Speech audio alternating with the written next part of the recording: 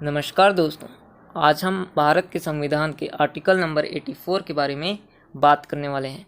इससे पहले हमने आर्टिकल नंबर 83 के बारे में बात किया था, ठीक है। तो आई होप आपने आर्टिकल नंबर 83 वाली जो वीडियो है उसको अच्छे से देख ली होगी और आर्टिकल नंबर 84 आपने अच्छे से समझ के पढ़ भी लिया होगा, याद भी कर लिया होगा, ठीक है। तो चलिए आज बात करते हैं आर्टिकल नंबर 84 के बारे में। तो देखो, भारत के संविधान के आर्टिकल नंबर 84 में संसद के दोनों सदनों, और संसद के दोनों सदन कौन कौन से हैं? लोकसभा और राज्यसभा, ठीक है। तो भारत के संविधान के आर्टिकल नंबर 84 में संसद के दोनों सदनों के सदस्यों के लिए योग्यता दी गई है, ठीक है। तो अगर आपसे कोई पूछता है कि भारत के संविधान के आर्टिकल नंबर 84 में क्या दिया गया है, तो आप क्या कहोगे?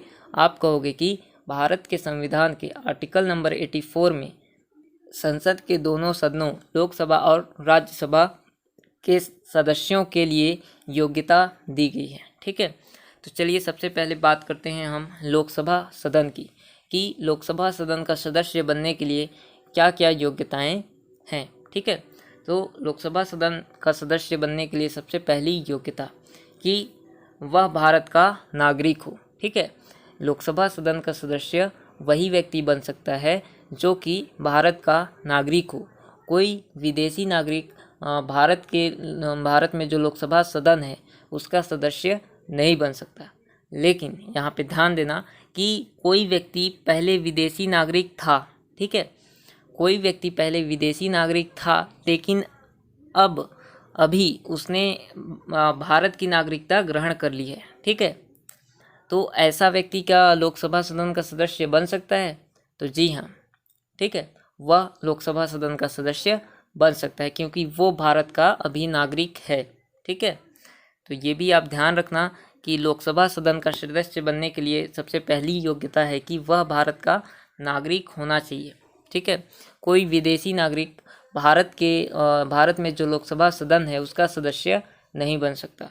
हाँ, लेकिन कोई विदेशी नागरिक था पहले, लेकिन भारत में आके भारत की नागरिकता ग्रहण कर लिया है अब, तो ऐसा व्यक्ति भी एलिजिबल है, योग्य है भारत में लोकसभा सदन का सदस्य बनने के लिए, ठीक है। तो ये थी पहली योग्यता लोकसभा सदन का सदस्य बनने के लिए। अब बात करते हैं दूसरी योग्यता की। तो 25 वर्ष की आयु पूर्ण कर चुका हो, ठीक है। भारत में लोकसभा सदन का सदस्य वही व्यक्ति बन सकता है जो कि 25 वर्ष की आयु पूर्ण कर चुका हो, ठीक है। तीसरी योग्यता, पागल या दिवालिया ना हो। पागल मतलब मानसिक रूप से जो अस्वस्थ होते हैं उनको पागल कहा जाता है, ठीक है। तो ऐसा व्यक्ति जो मानसिक रूप से अस्वस्थ है मतलब पागल है, ऐसा व्यक्ति लोकसभा सदन का सदस्य नहीं बन सकता है, ठीक है। दूसरा, दिवालिया ना हो। दिवालिया का मतलब क्या होता है कि कोई व्यक्ति है जिसने किसी से ऋण उधार लिया था और अब उसने कानूनी रूप से ये घोषणा कर दी है कि वह उधार चुकाने में असमर्थ है, तो ऐसे व्यक्ति को दिवालिया कहा जाता है, ठीक है। तो ऐसा व्यक्ति जो दिवालिया है वो भी लोकसभा सदन का सदस्य नहीं बन सकता, ठीक है। तो ये थी लोकसभा सदन का सदस्य बनने के लिए तीसरी योग्यता कि वह पागल या दिवालिया नहीं होना चाहिए। चलिए अब देखते हैं चौथी योग्यता। तो पहली योग्यता, वह लाभ के पद पर ना हो, ठीक है, मतलब किसी भी गवर्नमेंट जॉब में नहीं होना चाहिए। फिर दूसरी योग्यता, किसी दूसरे देश की नागरिकता ग्रहण ना किया हो, ठीक है। अब यहाँ पे देखो, अगर कोई व्यक्ति, कोई भारत का नागरिक किसी दूसरे देश की नागरिकता ग्रहण करता है तो उसकी भारत की नागरिकता ख़त्म हो जाएगी ना, ठीक है। तो आपने पहले ही देखा कि भारत में जो लोकसभा सदन है उसका सदस्य सिर्फ वही व्यक्ति बन सकता है जो कि भारत का नागरिक हो, ठीक है। तो अगर कोई भारत का नागरिक दूसरे देश की नागरिकता ग्रहण करता है तो भारत की नागरिकता तो ख़त्म हो जाएगी, मतलब वह व्यक्ति भारत का नागरिक रह ही नहीं जाएगा, तो फिर वह भी लोकसभा सदन का सदस्य बनने के योग्य नहीं होगा, ठीक है। तो ये दूसरा भी आप याद रखेंगे।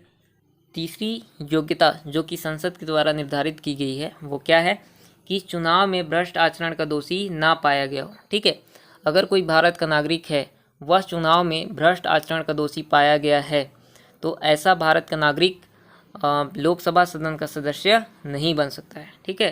तो ये तीसरी योग्यता जो कि संसद के द्वारा निर्धारित की गई है, इसे भी आप ध्यान रखेंगे। फिर चौथी योग्यता जो कि संसद के द्वारा बनाई गई है वो क्या है, 2 वर्ष से अधिक की सज़ा ना हुई हो। ठीक है, अगर कोई भारत का नागरिक है और उसे अगर 2 वर्ष से अधिक की सज़ा हुई है तो वो लोकसभा सदन का सदस्य बनने के योग्य नहीं होगा। ठीक है, तो इसे भी आप ध्यान रखेंगे। फिर पांचवी योग्यता, दहेज प्रथा, सती प्रथा, छुआछूत आदि में लिप्त ना हो। ठीक है, अगर कोई भारत का नागरिक दहेज प्रथा, सती प्रथा, छुआछूत आदि में लिप्त है, ठीक है, अगर जांच में ये पाया जाता है तो ऐसा व्यक्ति, ऐसा भारत का नागरिक लोकसभा सदन का सदस्य नहीं बन सकता है। ठीक है, फिर छठवीं योग्यता जो कि संसद के द्वारा निर्धारित की गई है वो है दल बदल का दोषी ना पाया गया हो। ठीक है, कई सारे नेता रहते हैं, वो अपनी जो पार्टी है उसे बदलते रहते हैं। ठीक है, अपने लाभ को देखते हुए। तो अगर कोई ऐसा भारत का नागरिक है जो कि दल बदल का दोषी पाया गया है तो ऐसा भारत का नागरिक लोकसभा सदन का सदस्य नहीं बन सकता है। ठीक है, तो ये थी छठवीं योग्यता जो कि संसद के द्वारा लोकसभा सदन का सदस्य बनने के लिए निर्धारित की गई है, बनाई गई है। ठीक है, तो ये 6 योग्यताएं भी आप याद रखेंगे जो कि संसद के द्वारा लोकसभा सदन का सदस्य बनने के लिए बनाई गई हैं, निर्धारित की गई हैं। एक बार फिर से देख लो, वह लाभ के पद पर ना हो। ठीक है, मतलब किसी भी गवर्नमेंट जॉब में ना हो।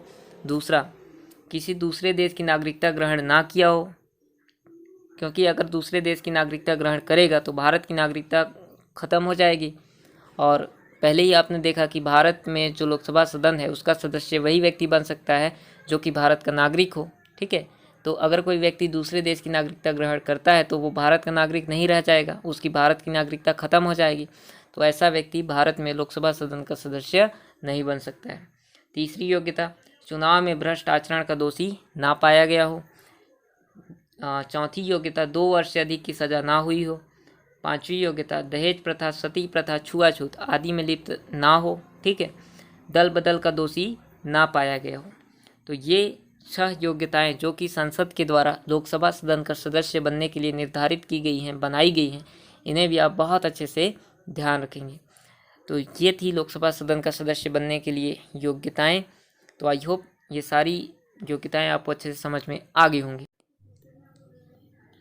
अब बात करते हैं राज्यसभा सदन का सदस्य बनने के लिए क्या योग्यताएं हैं। तो देखो, पीछे मैंने लोकसभा सदन का सदस्य बनने के लिए जितनी भी योग्यताएं आपको बताई, कुछ संविधान में दी गई थी और कुछ संसद के द्वारा कानून बनाकर निर्धारित की गई हैं। तो सेम वही सारी की सारी योग्यताएं राज्यसभा सदन के लिए हैं। सिर्फ एक चीज़ का डिफरेंस है, वो क्या है, वो है एज का। ठीक है, लोकसभा सदन का सदस्य बनने के लिए आपकी आयु 25 वर्ष से ज़्यादा होनी चाहिए। ठीक है, लेकिन राज्यसभा सदन का सदस्य अगर आपको बनना है तो बाकी सारी योग्यताएं लोकसभा सदन वाली ही रहेंगी, बस एज आपकी 30 वर्ष से अधिक होनी चाहिए। ठीक है, आपकी एज 30 वर्ष से अधिक होनी चाहिए। तो ये लोकसभा सदन का सदस्य बनने के लिए क्या क्या योग्यताएं हैं और राज्यसभा सदन का सदस्य बनने के लिए क्या योग्यताएं हैं। आई होप ये सारी बातें आपको अच्छे से समझ में आ गई होंगी। ठीक है, बस आप एक का याद करें, लोकसभा सदन का सदस्य बनने के लिए क्या योग्यताएं हैं, तो आपको सेम वही चीज़ राज्यसभा सदन के लिए भी हैं। ठीक है, अगर आपने ये पढ़ लिया कि लोकसभा सदन का सदस्य बनने के लिए ये योग्यताएं हैं, तो समझ लो आपने राज्यसभा सदन का सदस्य बनने के लिए क्या योग्यताएं हैं उसे भी पढ़ लिया। ठीक है, बस एक चीज़ का डिफरेंस है, वो ध्यान रखना, वो है एज का। लोकसभा सदन का सदस्य बनने के लिए आपकी एज 25 वर्ष से ज़्यादा होनी चाहिए और राज्यसभा सदन का सदस्य बनने के लिए आपकी एज 30 वर्ष से ज़्यादा होनी चाहिए। ठीक है, तो आई होप लोकसभा सदन का सदस्य बनने के लिए क्या योग्यताएं हैं और राज्यसभा सदन का सदस्य बनने के लिए क्या योग्यताएं हैं आपको अच्छे से समझ में आ गई होंगी। तो ठीक है, मिलते हैं अगले क्लास में आर्टिकल नंबर 85 के साथ। तब तक के लिए धन्यवाद।